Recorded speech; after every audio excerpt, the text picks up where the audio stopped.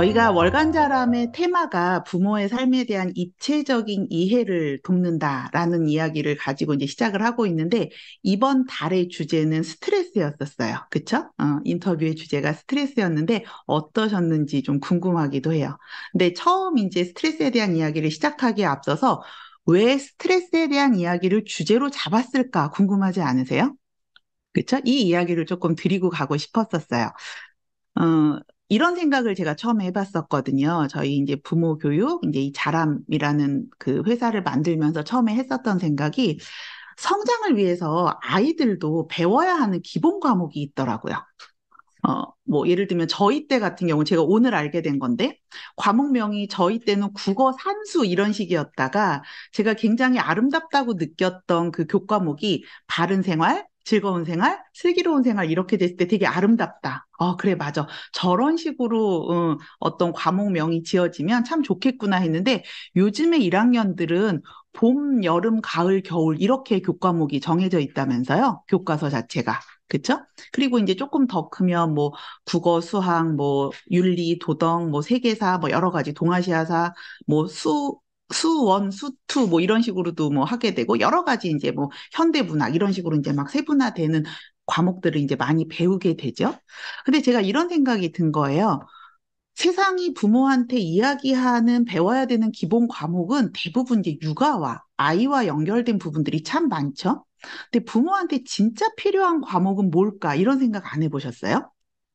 이 부분에 대한 고민을 통해서 이제 만들어진 게 저희가 자람에서 하고 있는 부모 성장 워크숍이잖아요. 9개의 기본 주제. 이게 어떻게 보면 봄, 여름, 가을, 겨울, 바른 생활, 슬기로운 생활 같은 거라고 저는 생각을 하거든요.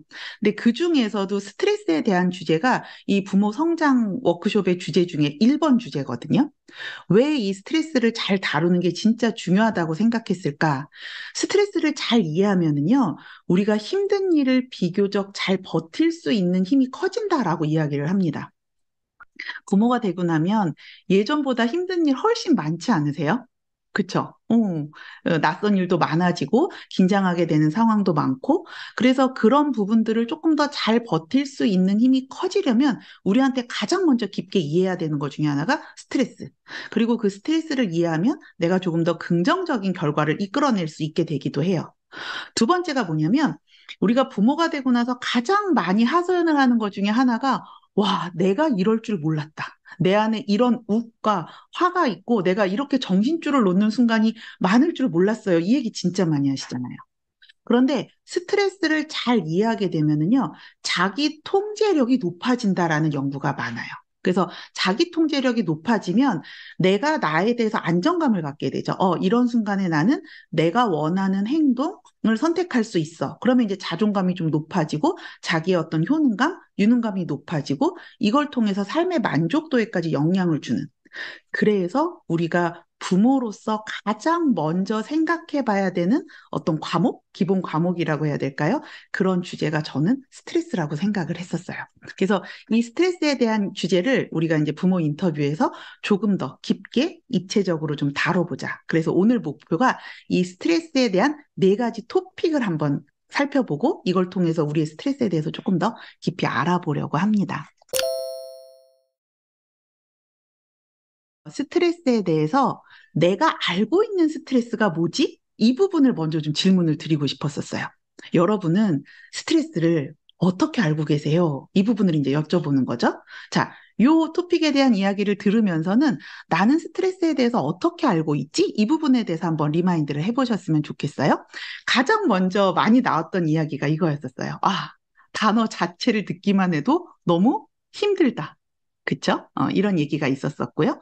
스트레스 하면 떠오르는 게 어떤 거세요? 연상되는 거, 생각, 느낌, 무엇이든지 자유롭게 적어보세요. 라고 했을 때 이런 이야기가 있었어요. 스트레스는 뇌를 괴롭히는 느낌인가 보다. 이 표현 너무 참신하지 않아요? 뇌를 괴롭히는 느낌이다. 그리고 무언가를 해결할 수 없고 정신적인 그 힘든 상태를 그저 견뎌야만 하는 그런 막막하고 답답하고 이런 느낌이 든다라는 얘기들도 적어주셨습니다. 물론 아주 아주 아주 드물게 힘들지만 넘어야 될 산이고 그 산을 슬기롭게 잘 넘으면 성취감도 느껴져요라고 이야기해 주시는 분도 한두 분 계셨어요. 이제 지금 생각하시는 분은, 그 한 명이 난가 보다. 이러시면 됩니다. 대부분은 이렇게 얘기를 하시더라고요. 여러분들, 정말 많은 단어들이 있잖아요. 지금 워드 클라우드가 진짜 빡빡하게 있는데, 눈에 띄는 건 다 어때요? 굉장히 부정적인 상황, 그다음에 뭐 검정색, 뭐 이런 색깔들 얘기해 주시기도 하고, 피곤화, 긴장, 두통, 뭐 엉킨 거, 해야 될 거, 예민한 거, 어쨌든 압도적인 부분으로 부정적인 것들이 많이 떠오르고 있어요. 그쵸? 자, 그러면 우리가 보통 나쁘다라고 생각하면 더 나쁘게 보이고, 좋다고 생각하는 건 다 좋게 보이는 어떤 확신 편향이라는 게 있잖아요. 그럼 스트레스에 대해서 여러분 정말 나쁘다고만 생각하세요? 정말 해로운 건가요? 라고 이제 한번 질문을 조금 더 생각해 볼 수 있게 던져봤거든요. 그랬더니 여러분들 이렇게 대답하시더라고요. 음, 그래. 정말 그래. 그거 해로운 거야. 가 61%예요. 지금 이제 그렇다, 해롭다, 저 진짜 많이 해롭다. 이 부분까지 이제 합쳤을 때는 61% 정도. 만약에 보통까지 합쳐서 생각한다 그러면 여기 있는 27%까지가 들어가게 되니까 압도적이에요. 88%거든요. 꼭 그렇진 않아. 그렇게 항상 해로운 건 아니야 하는 분은 12%밖에 안 돼요. 그런데 여기서 우리가 생각해 봐야 될 게 질문을 조금 바꿔서 저희가 한 번 더 드렸거든요. 이 굉장히 지능적으로 구성된 설문 인터뷰 아니에요? 이렇게 드려봤어요.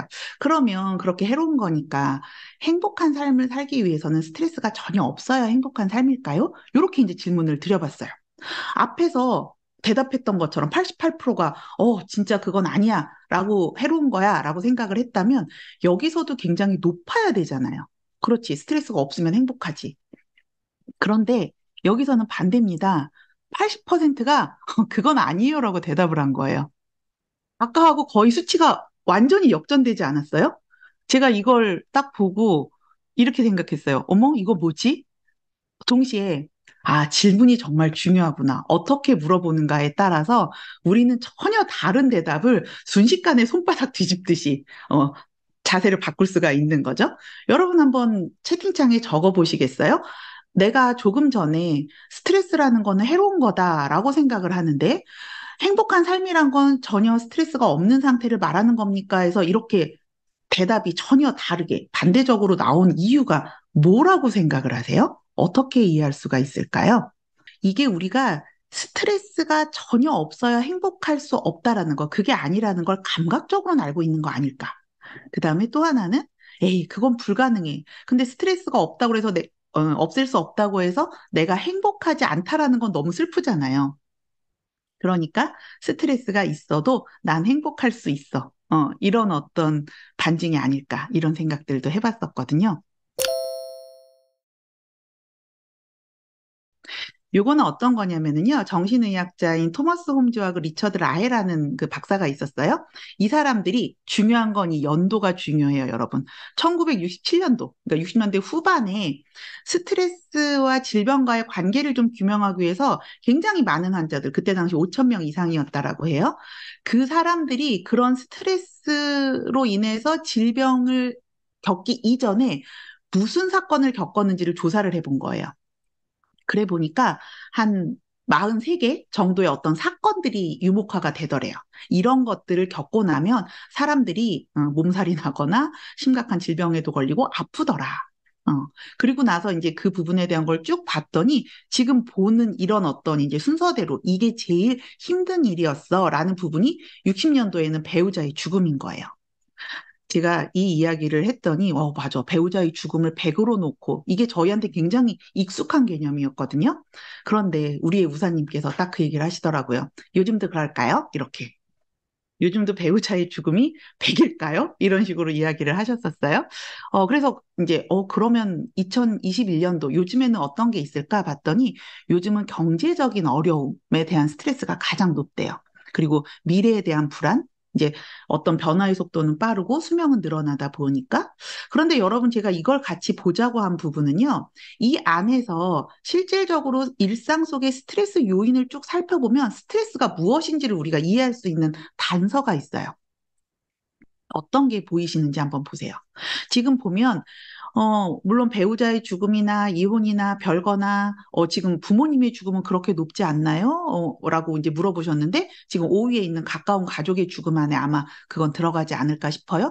이런 해고를 당하고 정년퇴직을 하고 여러 가지가 있는데, 첫 번째 눈에 띄는 거, 일단 결혼이 7이다. 배우자의 죽음을 100으로 봤을 때 결혼은 50이다. 그러니까 우리는 일단 결혼을 했잖아요. 실질적으로 50점 이상의 이거보다 약한 스트레스들은 충분히 견딜 만한 힘이 우리한테는 있다라는 게 증명된 게 아닐까라고 저는 생각을 했었어요. 근데 지금 말씀해 주신 것처럼 여러 가지 우리가 재정의 변화나 지금 16위부터 42위까지 중에서 이제 몇 개를 뽑아서 저희가 지금 보여드리고 있는데 휴가나 성탄절 혹은 뭐 거주지의 변화나 수면 습관의 변화, 심지어 우수한 개인적 성취 같은, 저런 건 일어나면 좋은 거 아니야? 같은 것들도 어때요? 스트레스더라는 거예요. 그래서 참 복잡한 인간이라고 볼 수도 있지만 이 부분에서 우리가 스트레스에 대해서 이해해야 되는 건 스트레스라는 건 내가 원치 않는 거, 싫은 거, 맞이하기 싫은 어떤 불편한 상황뿐이 아니라 변화, 낯선 상황 전체를 총괄하는 개념이다라고 이해를 할 수가 있을 것 같아요. 변화가 일어나고 무언가 낯선 상황이 주어지면 그것이 입학이나 졸업이나 개인적 성취 같은 어떤 나한테 기쁜 일이더라도 어때요? 그 부분에 대해서 대응을 해야 되고 적응을 해야 되거든요. 그래서 긴장을 하게 되잖아요. 그래서 스트레스라는 거는 받아, 안 받아, 스트레스 받아 이거라기보다는 내가 지금 긴장되는 거구나. 낯선 상황에 지금 적응이 필요한 상황이구나. 라고 이제 생각을 해보시면 좋을 것 같아요.